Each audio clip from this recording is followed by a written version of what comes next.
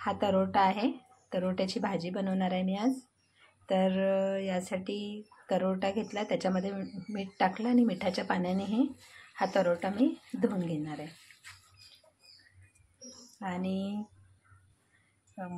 मुंगाची डाळ घेतली, कांदा, हळद, राई, जिरा, लाल मिरची, मीठ आणि हिरवी मिरची घेतलं आहे। भांड्यामध्ये तेल टाकलेलं आहे, त्याच्यामध्ये जिरा मोहरी टाकणार,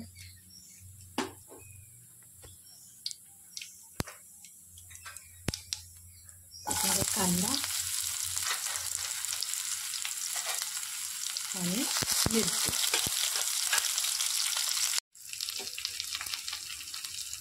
कांदा झालेला आहे, त्याच्यात मीठ आणि हळद,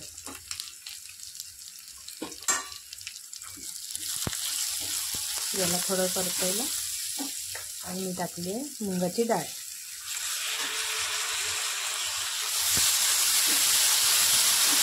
आणि आता टाकणार भाजी।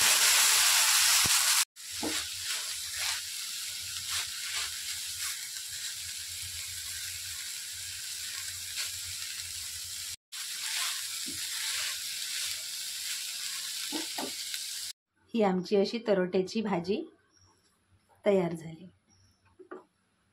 तरोट्याची भाजी केलेली आहे आणि ही भाकरीसोबतही खाऊ शकतो आपण, पोळी बरोबर खाऊ शकतो।